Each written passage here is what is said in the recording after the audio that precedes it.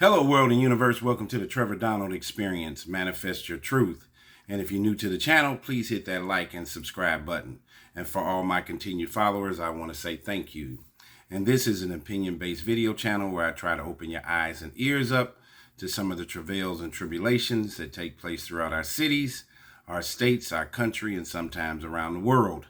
And here is another story, a sad story, a tragic story that is encapsulated around the immigration issue, the migrant crisis that took place during the Biden administration. There's been like somewhere between 12 to 20 million illegal immigrants that have entered our country during that 4-year span while Biden and Kamala Harris were the president and vice president. And as you all know, Vice President Kamala Harris was supposed to be the border czar, and for protecting our borders. And now that we've had this large influx of illegal immigrants that have catastrophically invaded Chicago, certain parts of Atlanta, Georgia, definitely Denver, Colorado, most definitely the borders of the state of California, the state of Arizona, and of course, Mexico, just to name a few.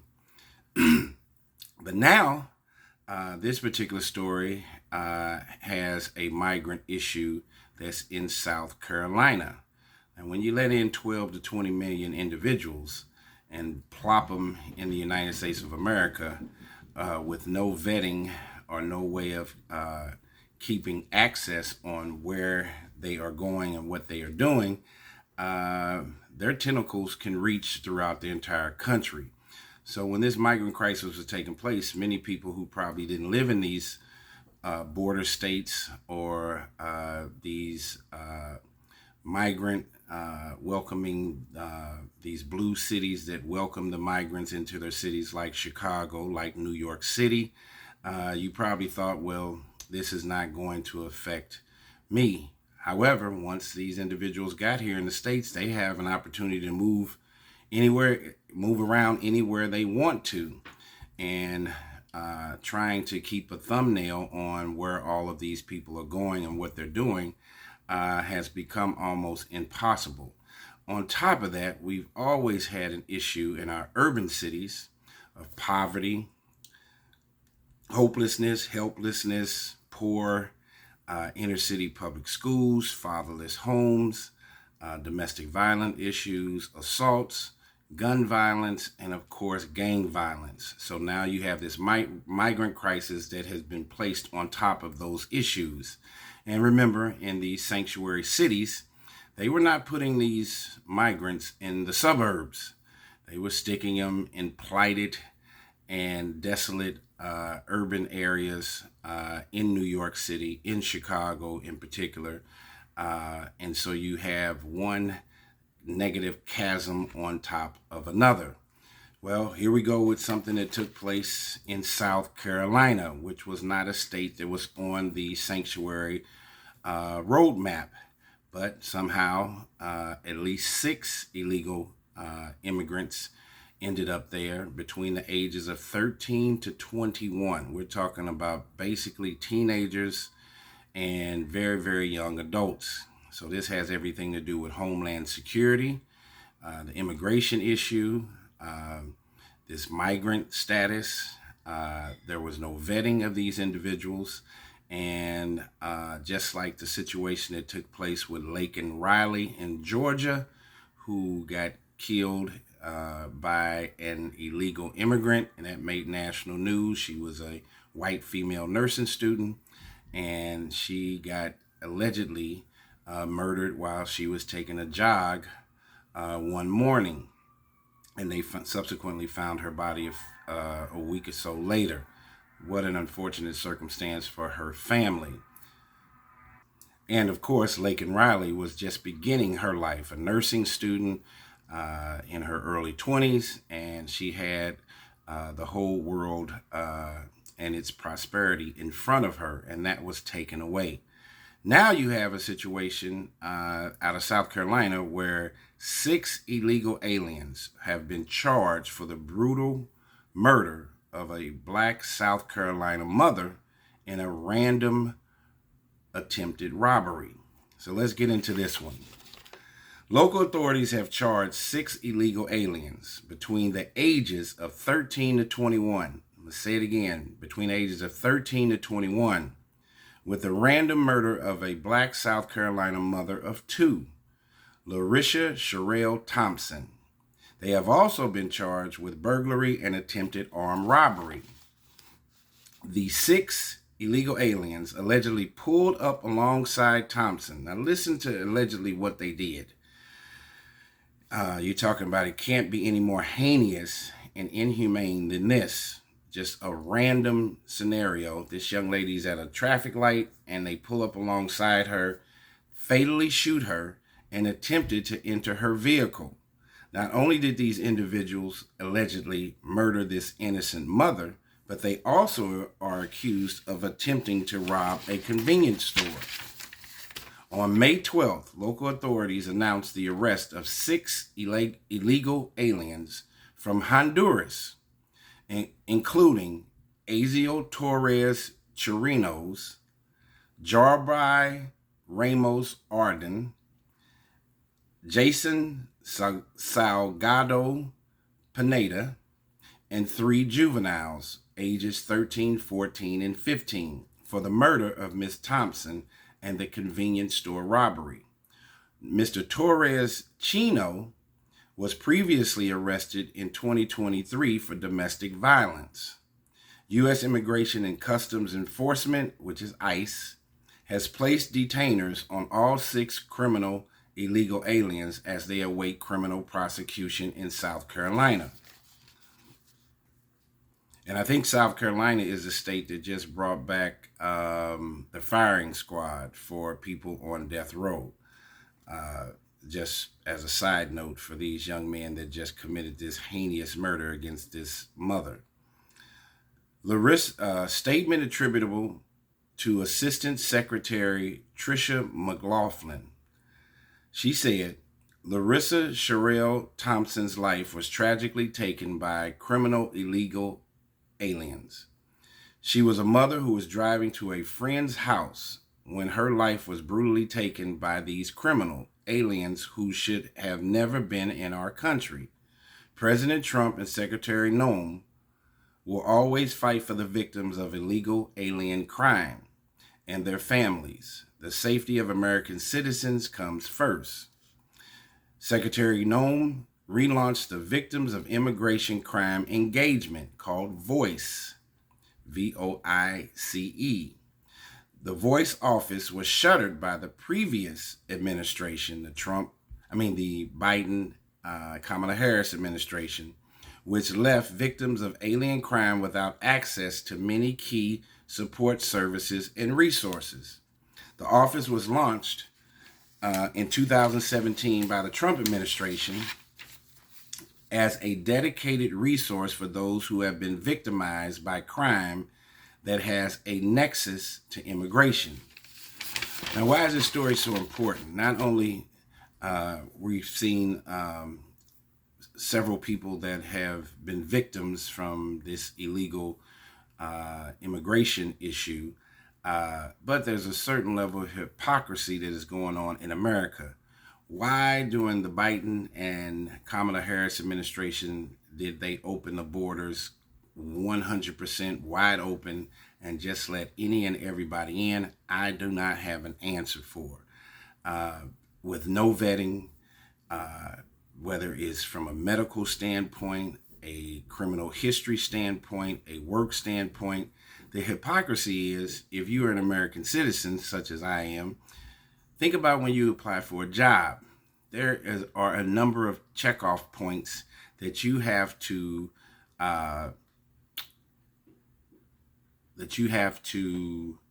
check off in order to even qualify for a job. What are those things? A valid driver's license, a criminal records history, no felonies, a drug test, Some jobs, depending on if it's middle management or above, there's even a psychological evaluation. You have to have a valid driver's license, even if you have a desk job. And now, now not only is a driver's license not enough, now they have this whole new ID scenario, and where you can't even get on a plane now unless you have a passport or a new ID, not your driver's license. It has to be another separate ID now if your driver's license does not have the color for the new ID. So those are for American citizens, but why in the world would we allow 15 to 20 million illegal immigrants come in and there was no vetting? So you overvet the tax-paying citizens that live here in the United States, and then you undervet individuals that we have no idea about. And there has been nothing or very little positive since that Biden Kamala Harris administration allowed this influx of illegal immigrants to come into our country. There has not been an increase in production and manufacturing or distribution. There has not been an uptick in employment. What has happened is this large number of illegal immigrants has put a burden, has put a stalwart on our economic and economic movement upward. Now you have all of these individuals that are going to be a strain on our social services system, on our medical system, medical care system, whether it's an influx of individuals going to the emergency room. As I said, we don't know the backgrounds, the medical background of any of these kids or adults that have entered our country. And we did not vet them for their criminal history. So there's already a huge issue with urban violence in many of our major cities. Already, armed robbery, property damage, domestic violence, carjackings, stealing and looting, gun violence, gang violence.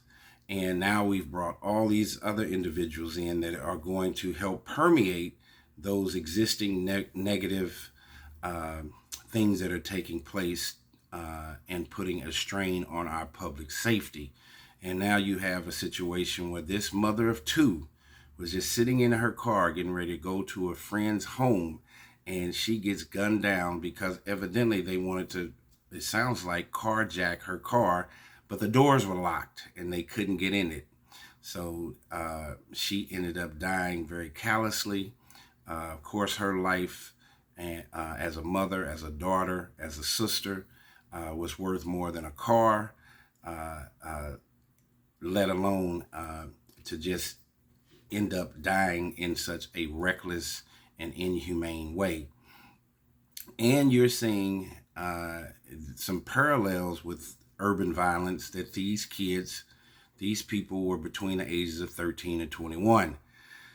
How's that a parallel with the urban market? Well, what are we seeing? We're seeing young kids of color who are reading at 2 and 3 grade levels behind where they should be, are coming from fatherless homes, or have a lack of maturity, a lack of following rules and direction, a lack of mentorship. They're committing the same kinds of crimes.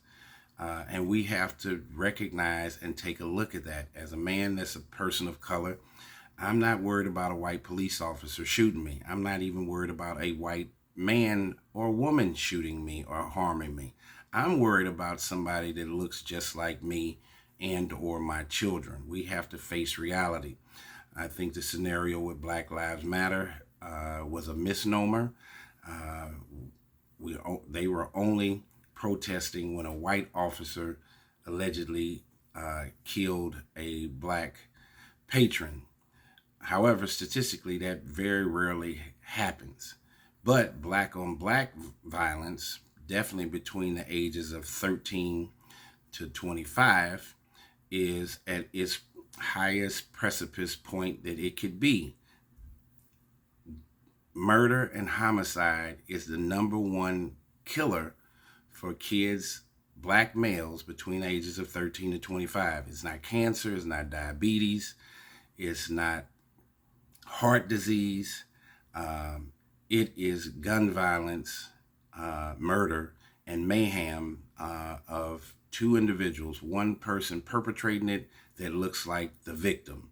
And we have to do a wake-up call that not only do Black Lives Matter, but all lives matter, and also the perpetrator of the crime, whether he is white or black, that should not be acceptable. We should protest all of it.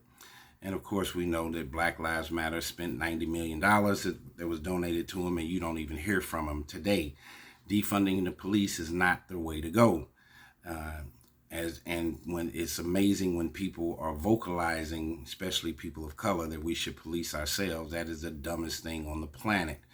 It's amazing also that when a crime is perpetrated against you, who is the first person you're calling? You're calling the police.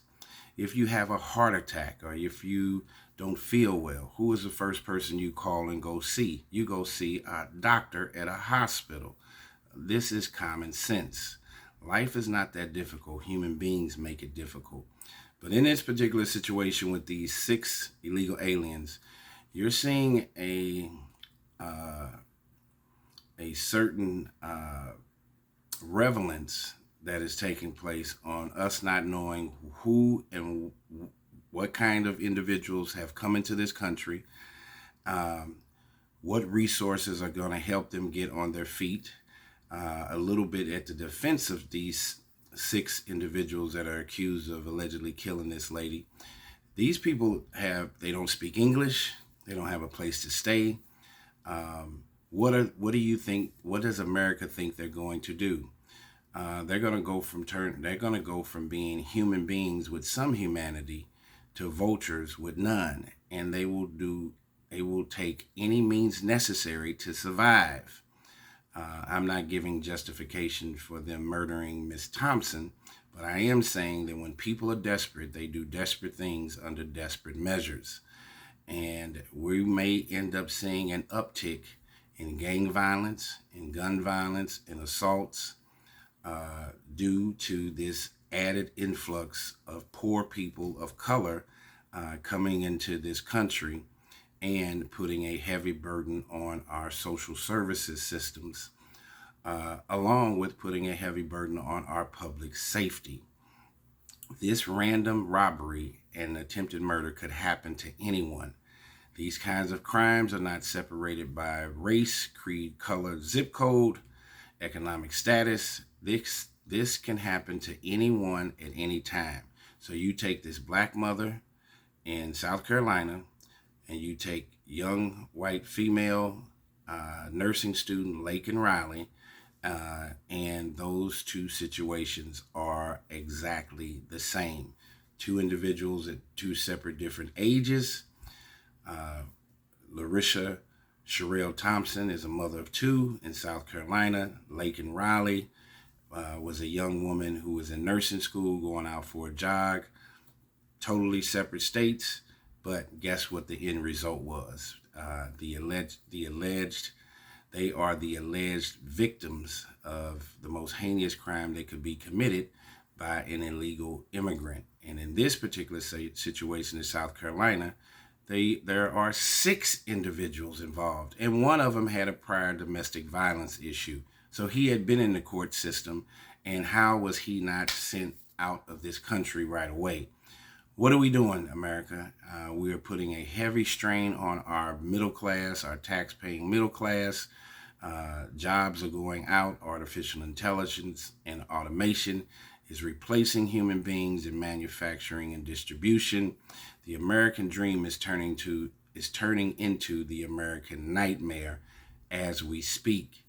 And the level of inhumanity and hubris that is taking place with our young people of color who are citizens of America, inept inner city public schools, fatherless homes, no ideology for the future, we are going to lose at least 1 to 2 generations of individuals through incarceration and homicide in the near future. We need to have a corrective measure for our ethical and moral compass to be better human beings in this world.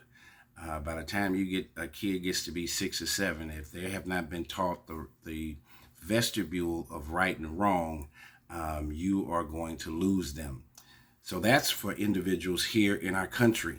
And then we bring in all of these other individuals in the same economic, socio-cultural, socio-economic, intellectual, academic status, poverty across the board with these illegal immigrants, dump them already on top of a group of people who are destitute and desperate. You have a boiling pot of gumbo that is going to spew over the bowl, and it is going to make a mess on your stove, your kitchen table, and I'm using those examples as a symbol for the boiling point that is overflowing in America, where public safety is at risk each and every day. This young lady here, as I said, was just going to a friend's house, and these 6 young people decided to randomly shoot her and try to take her vehicle. It doesn't get any more inhumane and immoral than that. And we're seeing signs and symptoms every day that our younger folks are headed in the wrong direction, and we need to make sure that our politicians and our legislators are held accountable for the city, state, and federal laws that they are putting on the books that should be here to protect us as human beings and not to infringe on our freedom to move around in America in a safe environment with your children, with your family, with your neighbors. We have created a chasm of chaos that needs to be changed immediately. Tell me what you think about this story of these 6 illegal aliens charged for the brutal murder of a black South Carolina mother in a random attempted robbery. We got to change this. This has been the Trevor Donald Experience. Manifest your truth in a positive, righteous, and God-fearing way.